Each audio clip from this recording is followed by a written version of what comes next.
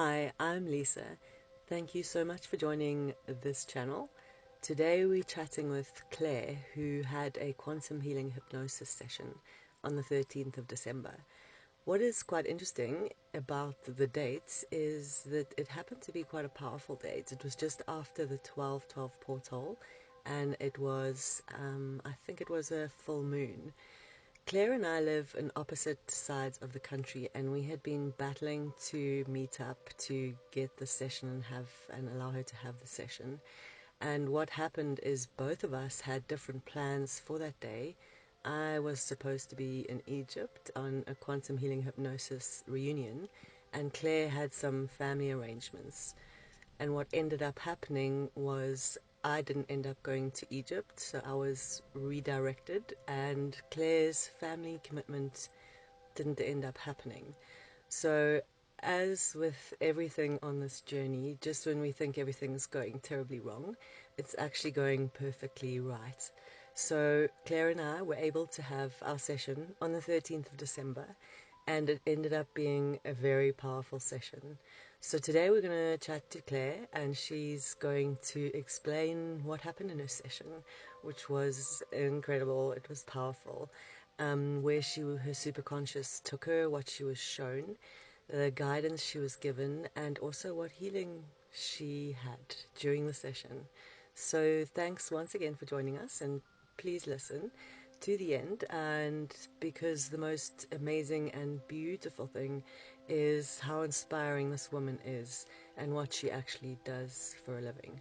So thank you so much. Okay, so we're speaking to Claire, and Claire had a QHHT session about 2 weeks ago. And so what was quite interesting about this session is that we'd planned it to have it a few times before, and it hadn't worked out.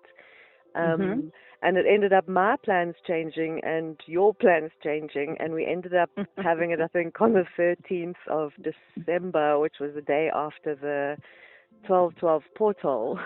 Yes. Okay, so I think to start, it's always interesting to kind of find out how you found out about QHHT, first of all. Well, by chance, actually, I had this Facebook friend from Germany who kept on posting things about Dolores, and he was quite impressed with what Dolores Cannon had to say, and he kept on posting, the videos and all of that. But at first, I didn't, click or get interested in it. I was like, okay, I'll check it later. But then he just kept on posting this, and I thought, okay, no, let me have a look at this. And, well, that's how I found out about Dolores. It was quite interesting what she was saying, and it made sense, the puzzle, all the pieces of the puzzles got back together. And also the fact that she's been doing this, let's say a whole lifetime, I think plus minus 40 years if I'm not wrong, and she has written a whole lot of books on it. So also for me, that gave it some credibility that, here's someone who's been doing this for a long time and is consistent in what she says. And also, the things that she was saying were happening, and the things that we are currently experiencing now. So I thought, it might be interesting, to get in touch with my higher self and see what is in store for me. So yeah, that's how I got into this. Amazing. And what was it that resonated with you the most out of what she was saying? Like, what made the most amount of sense to you? I think is me being in touch with my higher self. I think talking to the higher self, or the subconscious, or the deep level of yourself, whatever you might call it.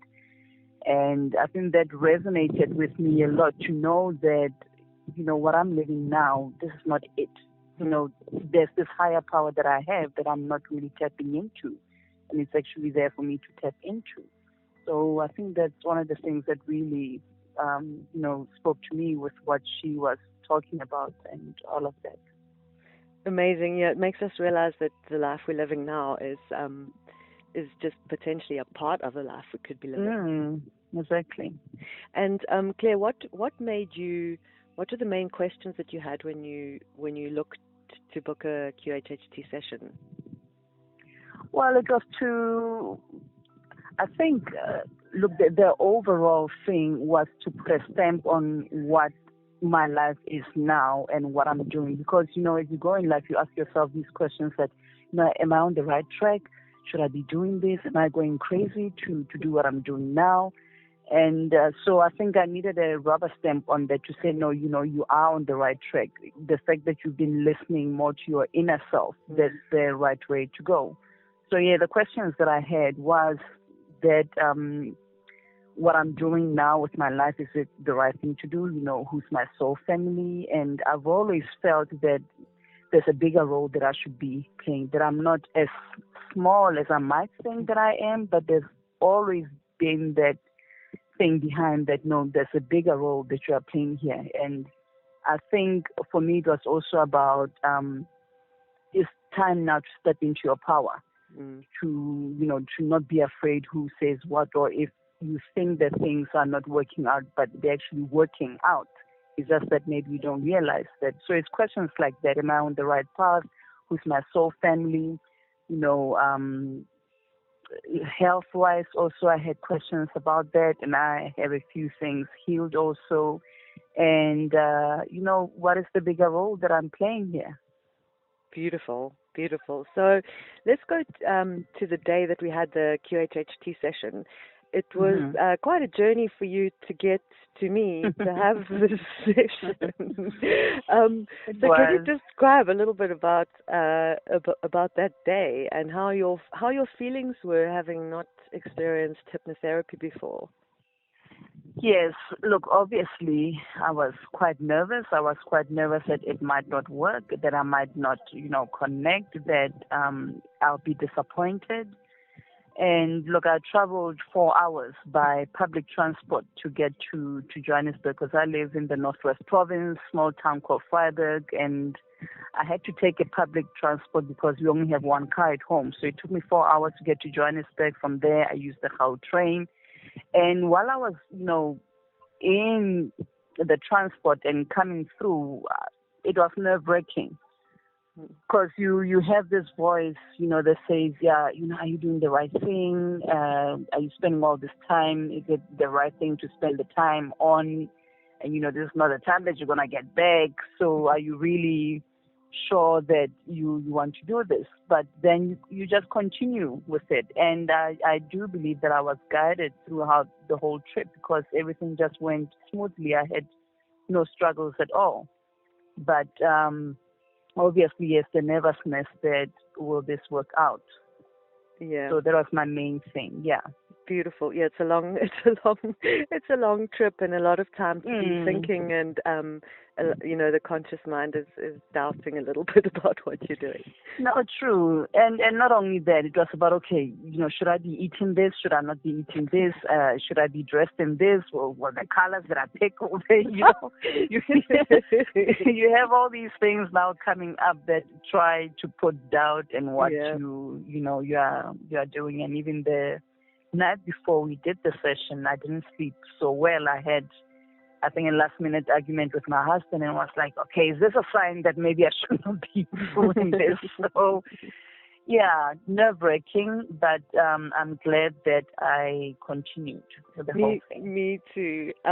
So your session was, I think, profound would be even not even describing it well enough.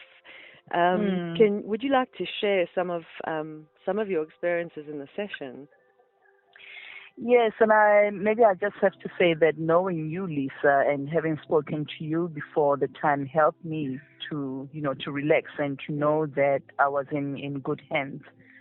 So, and I think I said it to you also after the session that, it's not a doubt. It's just that what you experience it's so unbelievable that you think that, no, I must be dreaming, or my mind is making this up.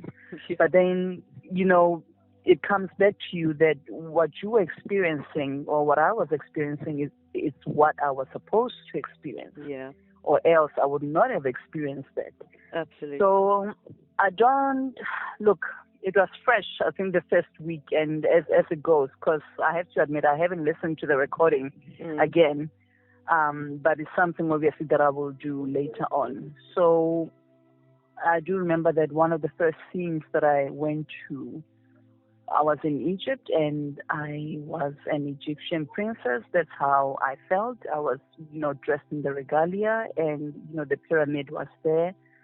But there was nobody else around. And I went into the pyramid, and as I went into there, a light just shone through the opening in the roof or the ceiling or whatever you can call it, and that drew me up.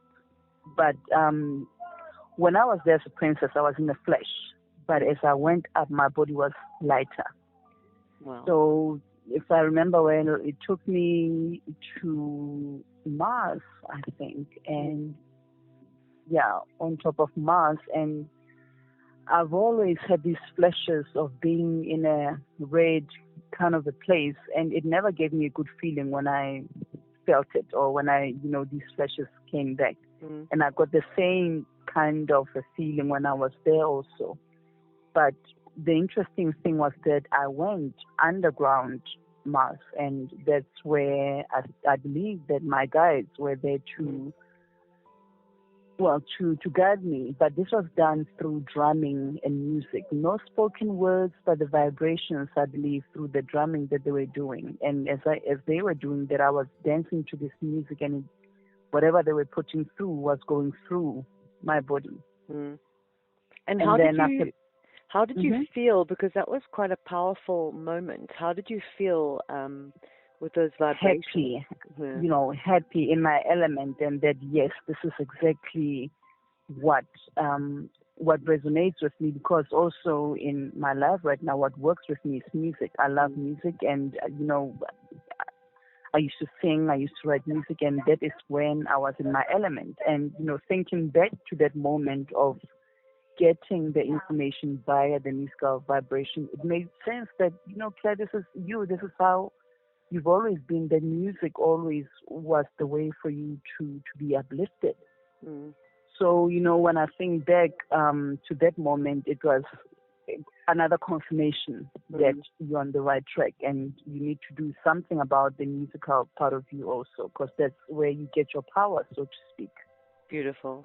And you also received some healing there when you were with your guides there.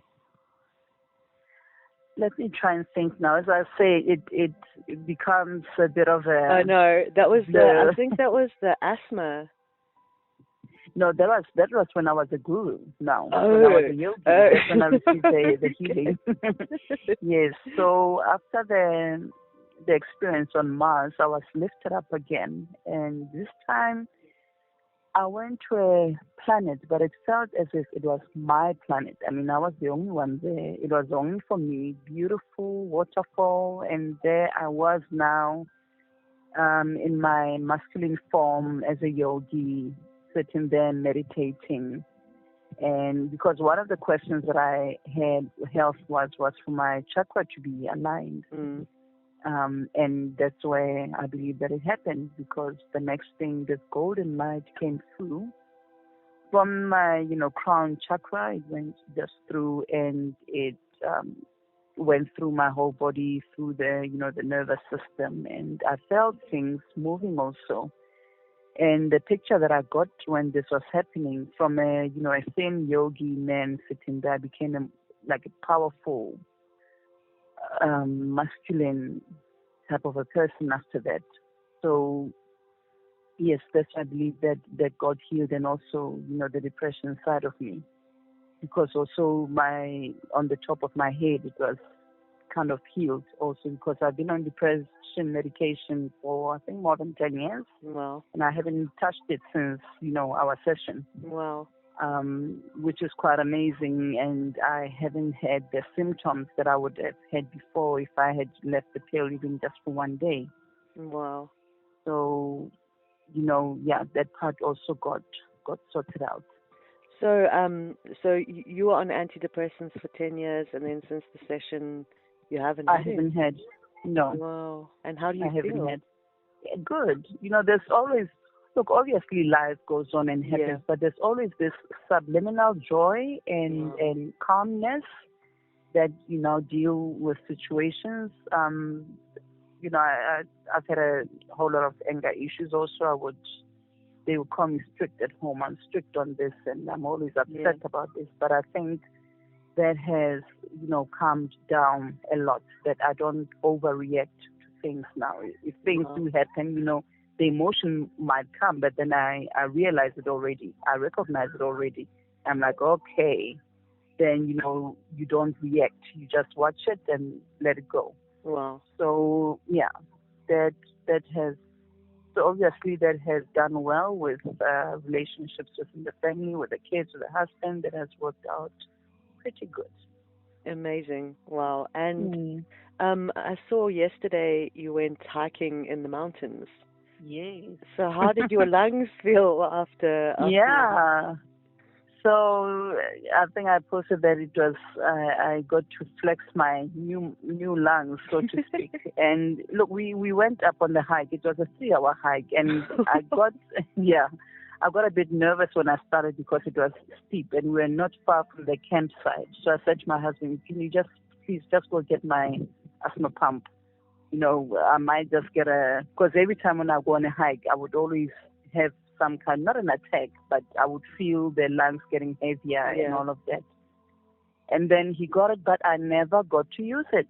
Wow. And it was a 3-hour hike, and I was very glad afterwards. And I said, well, look, I have tested it. It works, because there was an opportunity to test it. I haven't really tested it out anywhere else.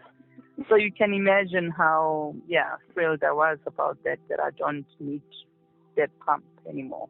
Wow, that's a 3-hour hike in South African summer is a good test of yes.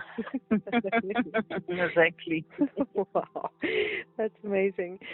And then I think am I correct in saying after you received the golden energy coming through your chakras and received that healing, was it then because it was incredible what you experienced as being a part of the universe? Yes, that's when now I was taken up again, and I went back to being the feminine side of me.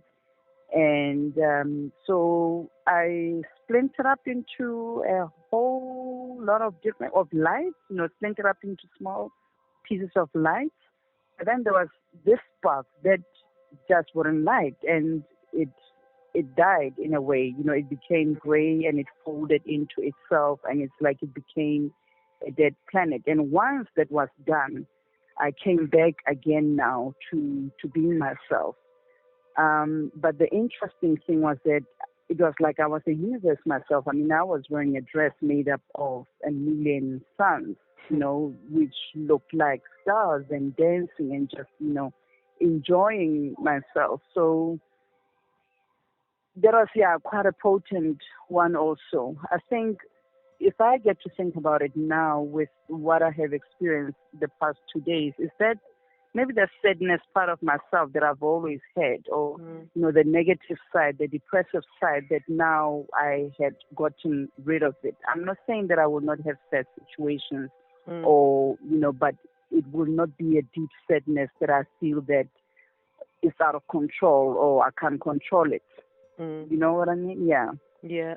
Because that was very, I could feel a very powerful energy when you were describing what you were feeling as just being millions of pieces of golden light. And it was incredible, the image that I got of this one little dark piece being removed and then all of that light being kind of brought back together and creating you again. It was just like, wow, that is beautiful. You can't make this stuff up, right? No, really. Wow. And then what's amazing for me is, and maybe this is an opportunity for you to explain a little bit about what you do and some of the guidance that you're looking for, because I mean you do an amazing thing with the school that you opened and that you run. When I heard that, I'm like, wow, that is so important at this time in the world, and so it's incredible that's what you decided to open and run. So I don't know if you want to just say a few words Sure. about that. So I have 4 kids, 3 boys and 1 girl, and the girl's name is Waruna. It's a Setswana name which means ours. So Waruna has Down syndrome, and obviously we come from a very small town, and we've always registered her in mainstream schools, but none of them were, I wouldn't say equipped. People are not willing to deal with kids who are different. As you know, our schooling system in South Africa is stringent. Okay, this is how you do things, and this is not how you do things. And obviously, that model was not working for Waruna. And we felt that, look, if she was in a good environment that brought up her talents, that looked at her talents and, tried to enhance who she is, she would do better there. So my husband and I just decided, okay, we are going to open up a school. It will be an inclusive school, which means we have kids with learning barriers and without learning barriers. So kids with learning barriers are those with Down syndrome, ADHD, autistic kids, or kids who've been labeled as slow learners, from school. And then, we also have kids who have no learning barriers at all. And why did we do it this way? I always explain to the parents that, look in a family situation. When you have a child with different, abilities, in a family situation, you're not going to separate that child. That child is part of the family, and you want to enhance them as much as you do your other kids. So this is the same model for the school. We will have kids who have barriers and those without barriers, and they will learn to live with each other. And for us, this is also teaching acceptance. This is teaching compassion. This is teaching another way of looking at life. And for me, I always say the kids with learning barriers have, spiritual academics and not your ABC academics. I mean, they're more loving, they're more open. And, that's the kind of a world that we want to build and for, future kids to live on. So that's what my husband and I decided to create an inclusive school. For example, my last born, Iman, he's 9. There's nothing wrong with Iman. He's actually quite a clever boy, but he's in the same class with Waruna because Waruna's learning age is 9, but her biological age is 12. But they're in the same class, and they learn the same thing, and she's able to catch up. I mean, for a child with Down syndrome, she's a 50%er. She's passing. She's doing the work. And why? Because it's a smaller classroom, and, the others are willing to help. She's teaching them compassion. She's teaching them patience, and they might be teaching her maybe the ABC part of things and the social interactions and all of that. So it's working out quite well, and I really do believe that, this is how our education system should be, inclusive. This separatism is not working anymore. We see it in the way that the world is now. We need more spiritual, loving, creative, kind of kids.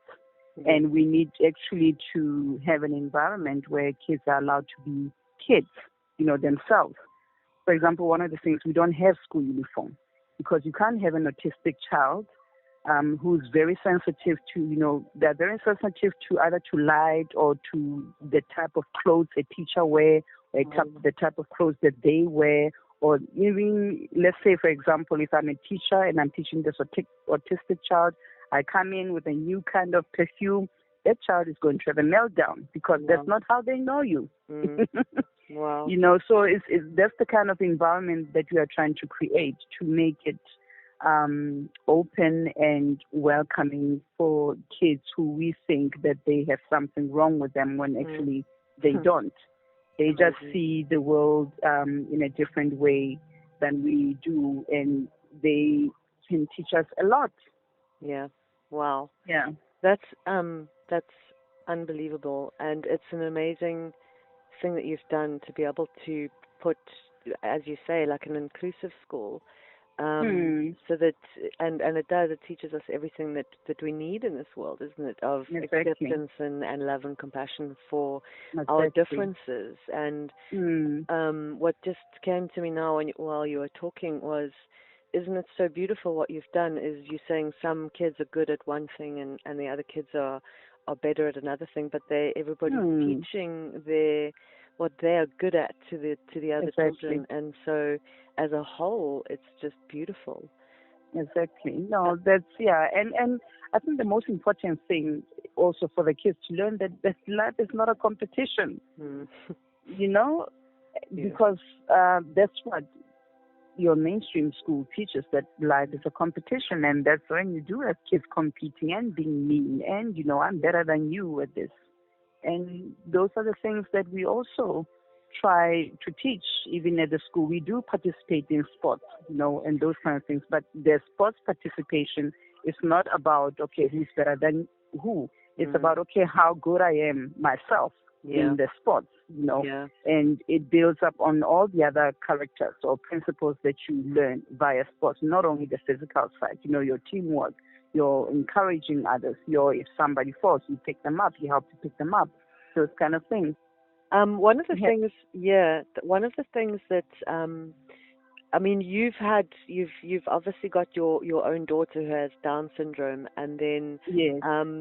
these other children that are labeled by society as being slow Yes. learners, so autistic children, ADHD children. What do you find? You termed that they have kind of spiritual abilities. What have you noticed in dealing with them day to day that makes you say that? The love. I mean, that it's difficult to explain it in words. The love they give. If a child just comes to you in the morning and gives you the hug, if the child just comes in the morning and goes to the other one and say, okay, come, let's go to class, and take their hand when the other one maybe is a bit absent-minded. Wow. A child who would say, okay, are you having a bit of a difficulty with this? Can we do it together? Or a child who would just come and sit next to another child who's sitting by themselves. It's those kind of things. Wow. It's things that we would label, but they don't. It's part of their nature. Wow. Yeah. It's part of the light that, they are shining on things that we might not see. Wow. So that's what I mean by, having those spiritual academics. They naturally know how to make others feel better about themselves. Wow. And when they do that, it's not for themselves to feel good. It's for whoever they're doing it for to feel good. Wow. And isn't that where the higher vibrations come in, when we feel good? Exactly. Absolutely. Wow, what a beautiful home for these children that you've created. What a beautiful space of love and acceptance that you've created. It's almost like a microcosm of what we're trying to do in the world. Sure, and look, it's not easy. I mean, we are still labeled as the school. Some people label us the school with with the crazy kids and all of that. But it was expected. When something is new and it's something that people don't really understand, they will try and label it as something that is not good. But the awareness is being created. Yeah. And every day we'll get inquiries, and parents of children without learning barriers who are at the school, they see the positive impact, and that's why they have their kids there too, not at some so-called mainstream school, but at Tiamelo. Tiamelo, that's the name of the school, and Tiamelo means a place of goodness. And that's what we're trying to create, a place of goodness where everybody feels good about themselves. Wow. Incredible. Yeah, it's honestly inspiring. When I heard your story, I'm like, wow, this is such beautiful things being done in the world, and it's just such an inspiration what you and your husband just decided to do. So thank you so much for No, thank you, Lisa. Thank you. It's just really beautiful. No, thank you for that. And so it's been about 2 weeks since your session. So what are some of Yes. the other things that you've noticed since your session, if you think? Well, I have battled with alcohol. When you do the work that I do, and you get the frustrations, not even from the school itself, but from the outer community or your Department of Education, and then every night is like, I need a drink. Yeah. just to fall asleep and to shut the mind down. So I had issues with that. It was the fact of every night drinking. But since we had the session, I haven't been drinking. So that's that's a biggie for me. And it's not that because my husband still does. So it wasn't like, no, hide the alcohol. I don't want to be tempted. No, it was around, but I did not have the urge. Wow. To drink. It was then it's like, okay, no, go ahead. You can have some. I'm all right. Wow. So, and that is one thing that I always battled with. So for me, that's the big one. And with regard to the asthma also, and obviously the antidepressants that I've been taking, those are the main three things that I would say, wow, if I had needed proof that this works, that's the proof right there. And as I mentioned, there's this subliminal joy and calmness and no fear in a sense that that whatever happens, okay, it was supposed to happen. Let's see. The attitude is, hey, let's see how it goes. If I was thinking this is the direction I need to go and now I need to take this detour, it's like, okay, let's see how it goes. So that's how, it has been working. So it's a kind of a knowing. It's like you say, like a complete change in perspective. Exactly. Because that things will work out, irrespective of what. Things will work out. And whatever, negative aspects that one might experience, it's part of it. It's part of the experience. I think for me, the idea is not to take it it's not even personal, not to take it personal. Yeah. And Claire, there might be people listening to this who are sitting on the fence or maybe interested in a session and haven't yet made up their mind. What would you say to them based on your experience of QHHT? I would say go for it. And I think the minute you decide that I'm going to do this, then, doors will open up for you for it to be able to happen. I know some people might be afraid that they're not, my husband is one of those who says he's unable to go under hypnosis. And what I explained to him was that, look, it's you who allows it to happen or not. Nobody can do it, for you if you don't want it to happen. So that's what they need to understand, that they are in control all of the time, and that the person who does the QHHT, like you did for me, you were a guide, a facilitator. But all the work, was done by me and my higher self. Yes. And once it happens and, you do get to a session, I think there should be proof enough for anyone to say, okay, I am supposed to do this. And whatever way it turns out, there are lessons in that. You might not see the lessons immediately, but every day there's something that, will come up and will link you to the session that you did. So I would really say, go for it. I think this was one of the best decisions I've made in a very, very long time. Beautiful. Amazing. Claire, thank you very, very much. Before we go, is there any last words you would like to say to the people listening? Sure. Yeah, I guess life will become much more interesting after the session.